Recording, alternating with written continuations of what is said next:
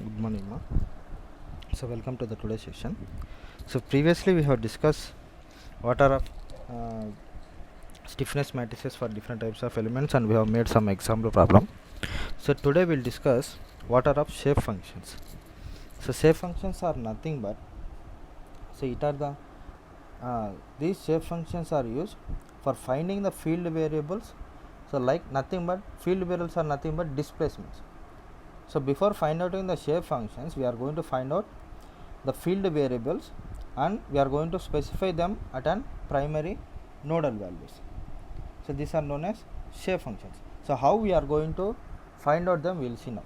So for example, so consider an bar element like this, which is acting the forces F1, and here the forces F2 are going to act.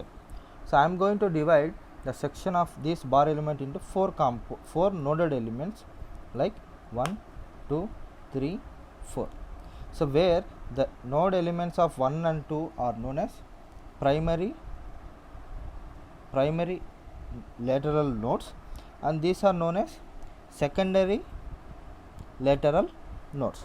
So 1 and 2 are the primary nodes, and 3 and 4 are the secondary nodes. Or these 1 and 2 can be written as external loads, and 3 and 4 can be written as internal loads. So by considering this thing, so let us now I am going to apply the F1 and F2 as an applied force at the primary nodes 1 and 2, and with respect to these forces at each node, the displacements of U1, U2, U3 and U4 are going to develop at each nodal conditions 1, 2, 3, 4 respectively. Now what we have to do, so due to these forces of F1 and F2, these displacements are going to develop. Now with respect to these two forces, some stiffness K it is going to develop here. Some stiffness K it is going to develop.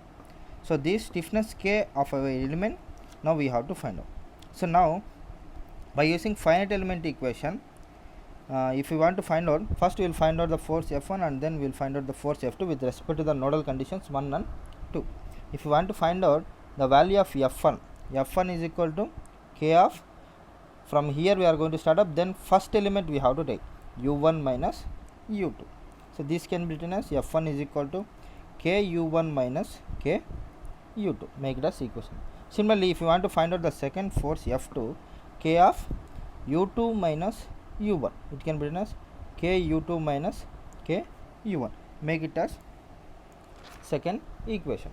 So these elements, so the above equations are known as displacements at the primary nodes, nothing but external. So these are the F1 and F2 are the displacements at the primary nodes, nothing but external nodes we have find it. 1 and 2 we have find it. We have not find it at the 3 and 4 element. So in order now the values of U1, from this the values of U1 and U2 can be find out easily. So in order to find out the displacement at the interior nodes, so now we have find it at the external nodes. Now if you want to find out at the interior nodes, by assuming the location of nodes 1 and 2 in x-axis, nothing but, for example, go with this. So the same figure I am going to take. I am going to represent the bar here. I am going to assume the 1 and 2 nodes on the x-axis. So this is of x-axis by placing them and in x-axis as x1 and x2. Nothing but the first node it is going to travel at a distance of x1, and the second node it is going to travel at a distance of x2. Like this, the first node it is going to have at a distance of x1, and second node it is at a distance of x2, and the x distance is locating at the interior nodes. Nothing but these are the interior nodes 3 and 4 we are going to have. I am going to denote some x point in between the two interior nodes. We don't know the distance of this x. So with the help of these x we can find out the interior nodes condition. So what we have done, by placing the nodes of as x1 and x2 and placing the x as interior location of our interior nodes as shown in this figure. So next what we are going to do, with this relation, the displacement relation, now we are going to find out the shape function. So the displacement relation is U of x is equal to n1 u1 plus n2 u2, where u1 and u2 are the displacement functions. n1 and n2 are known as shape functions. So here the value of n1 from this figure, n1 we can find out by making x2 minus x by l1, x2 minus x by l. L is nothing but the total length of our element, nothing but the total length of our bar is L. From here to here the total length of our bar. By here the value of n1 can be found at x2 minus x by L. Similarly the value of n2 can be found out by x minus x1 by L. So these are the shape functions with respect to figure, from where the L can be written as x2 minus x1. If you are going to neglect the value of x2 minus x1, we can get the value of L here. So like this, these components are can be found out. Here the values of n1 and n2 are known as shape functions, which are defined by the coordinate system. And the shape functions, here the shape functions can be determined in two components, that are in global coordinate system we can find out, and in local coordinate system we can find out. We can find out the shape function in local coordinate and global coordinate, in any form we can find out. So we will see now how to find out the shape functions in a global coordinate system and to find out the shape function in a local coordinate system. So we know the global coordinate system and the local coordinate system. So first we will go with the shape function in global coordinate system. Shape function in a global coordinate system. Global coordinate system is nothing but in an xy component. So same figure we are going to consider xy, and here I am going to place the bar element, and 1 and 2 are the nodes. Only STR nodes we are going to pick up.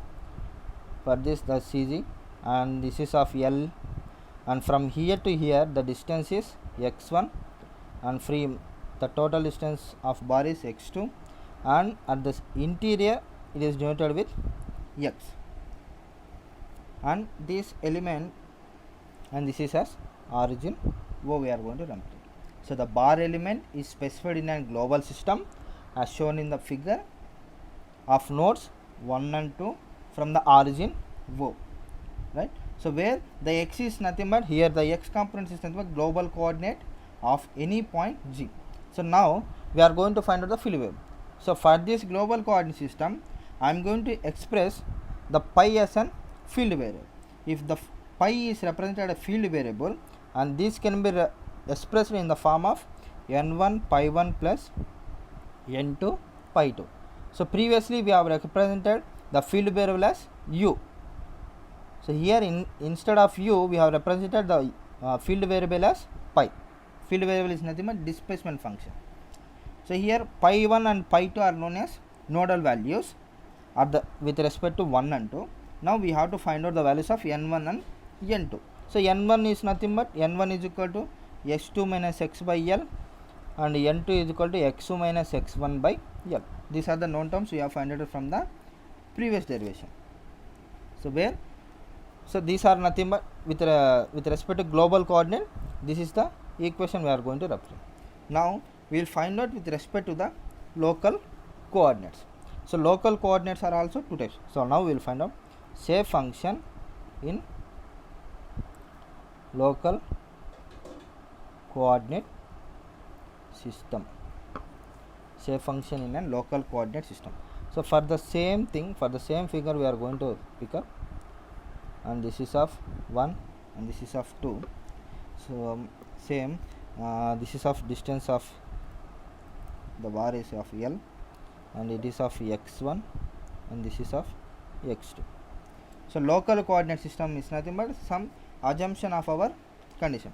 So for this assumption, first I am going to assume the axis is going to present at the left end. From the starting of our node I am going to represent as P and P dash.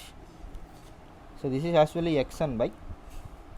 So first I am going to assume the axis is going to represent at the starting of our node condition. So first we will find out at the starting of our condition we will find out. Next we will find out at the middle of our section we will find out. First we will find out at the starting. So when we are going to find out, let x and y are the global coordinates, and x and y are global coordinates, p and p dash are the local coordinates. So to convert the shape function by replacing x to p, we have to find out. So by replacing the value of x with respect to x1 plus p, where the value of x can be replaced by x1 plus p, and by substituting these values in the required equation, we will get. So we know the shape function n1 is equal to x2 minus x by l, where the coordinate x can be replaced by x1 plus p. If it is of global coordinates, the x can be represented by x itself. It is of local coordinates now, with respect to p we are going to represent. That's why the x term is replaced by x1 plus the coordinate p we have taken. So just substitute the value of x in this equation, then it can be written as x2 minus x1 by p, x1 plus p by l, where x2 minus x1 minus p by l, where the value of x2 minus x can be written as x2 minus x1 can be written as l, that is equal to l minus p by l. L will get cancelled out, that is equal to 1 minus p by l it will come, the value of n1. Similarly, n2 we know, n2 is equal to, what is n2? N2 is equal to x minus x1 by l. So it can be written as x1 plus p minus x1 by l. x1 will get cancelled out, and it can be written as p by l. So the n1 value has came as 1 minus p by l, and n2 value has came as p by l. So it is when the when the local coordinates is from the starting of our section is going to present, then these are the shape functions for our condition. Now if the bar element is going to have the local coordinates when it is at the center of our element, how the local coordinates are going to differ, so that we will see now. So now we have discussed at the starting of our section how the coordinates are going to represent, that we have find out. Now we will find out if for a same bar element 1 and 2 of length l, and this is of x1 and this is of x2, if the local coordinates are going to present at the center of our section. Previously we have found it at the starting, now we are going to find out at the center. It is represented by q1 q dash. So center is nothing but it is going to have a distance of l by 2. So now how it can be replaced? So previously the term x is replaced, x is equal to x1 plus p it has replaced. Now the coordinate system has moved to the center of our section, nothing but then this x can be replaced as x1 plus how much distance you have replaced? L by 2 plus q. So now this x can be replaced by this equation. So we know the shape function n1 is equal to x2 minus x by l, that is equal to, we know that we have found out the x value, just substitute that x value of x1 plus l by 2 plus q by l. So by simplifying this, x2 minus x1 minus l by 2 minus q by l, that is x2 minus x1 can be written as l, that is equal to l minus l by 2 minus q by l, it is going to come. Then by substituting these values, this equation can be written as l minus 2q by 2l it will come. By transferring this to downward side, nothing but 2l minus l it will come. See, 2l minus l by 2 minus q it will come. So if you are going to take LCM, it will come 2q by whole 2 it will come. 2l minus l it will come l minus 2q by, if you are going to transfer this 2 to downward side, it will become 2l, l minus 2q by 2l, and this equation can be written as l by 2l minus 2q by 2l. So ll will get cancelled out, 2 will get cancelled out. Therefore n1 is equal to 1 by 2 minus q by l. This is the shape function when the coordinate system is going to have at the center of our element. Similarly, now we will find out the value of n2. So n2 is equal to x minus x1 by L, that is equal to, substitute the value x plus L by 2 plus q minus x1 by L. So here the value of x1 will get cancelled out, that is equal to L by 2 plus q by L it will come, that is equal to, so if you are going to transfer take the LCM as 2, then it will come L plus 2q by 2L it will come, that is equal to L by 2L plus 2q by 2L it will come. Just cancel out the terms, it will come 1 by 2 plus q by L.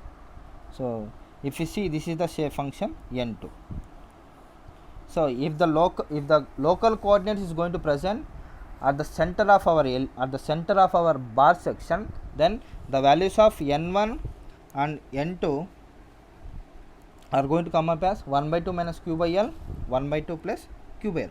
So by comparing the both shape functions of starting of our element and ending of our element, center of our element, if you see the shape functions of n1 and n2 when the local coordinate is going to present at the center, these equations are very simple to solve any problem. These equations are very easy to solve any conditions. So by this condition we define that these n1 and n2 values are easier when compared to the previous one. So by this way the field variables can be determined very easily. So this is of local coordinate field variables. So like this, the field variables we have to find out for the each and every element.